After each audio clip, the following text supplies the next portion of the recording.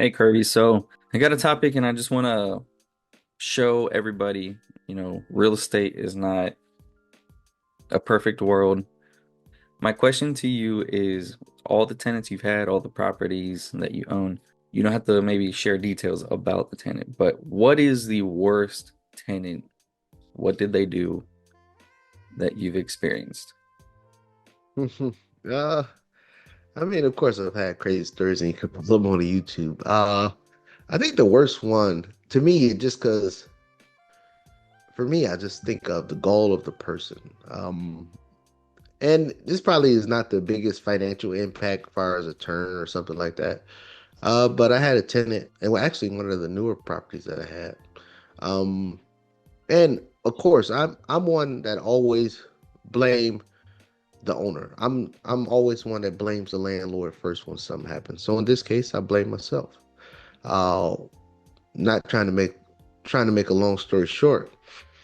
Um, I did bad due diligence on picking the property manager. Real estate agent. As a real estate agent, this person was great, spot on top of it. Negotiation skills, 10 out of 10. But then once I acquired the property, I didn't do enough due diligence on property managers in the area, and then they told me, "Oh, well, I do property management also." And I went with them because I thought their tenacity as a real estate agent would translate to property management. It didn't. Um, but so they put a tenant in there, and then I say the tenant paid the rent for, let's say, 6 months. Then they didn't pay, and then of course we go through the eviction process. Well, they didn't pay for a month, and then next thing you know, the month we about to start the eviction, they magically come up with the money to pay. And then they didn't pay after that. So eviction goes through. Come to find out, and then so the property, it was a 4-2 washer and dryer hookups. I actually put the washer and dryer in the property myself, brand new. And then come to find out, once they doing the walkthrough after the eviction, the tenant sold the washer and dryer that I put in there to pay their last month rent. So I just that for me it was like the gall. You sold my stuff to pay me. So that probably was the worst one for me of all time. Just like, Oh wow. man. And but again, even with that, I blame myself. I blame myself because the property management that the real estate agent was doing was subpar. The screening of tenants was subpar. Um, and I had red flags, but I was just trying to, cancel them out,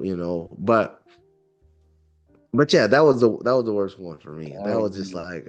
like how did that happen? But yeah, they sold my washer and dryer to pay the rent, and I was in amazement. But after that, I said, no, I'm not putting washer and dryers in no more properties. You got to bring your own now. I'm not doing that no more. Man. So so after that happened, were you still able to rent out the unit for the same amount or more than what you were already charging in rent without washer and dryers? Or did you have to Oh replace it? yeah, I first off, I changed property manager. That was the first thing I did. I changed property managers, and I had the conversation with the previous property manager. Usually, I change property manager, and I won't even talk to the previous property manager anymore. But I had the conversation with him and let him know that, hey, as a real estate agent, you're great, but as property management, for lack of a better word, you suck. Uh, and they agreed. They agreed. I mean, we talked about where the shortfalls was, but I didn't blame them. I blame myself because I should have did more due diligence. Um, but then I switched property managers. I got the place rehab, and then now it's rented out again. But the tenant has to bring their own washer and dryers. I'm not doing that aspect of it. And then all the other properties that I did already put washers and dryers in. I instead of saying that is part of the rental agreement, I put that the washer and dryers are uh, an addition.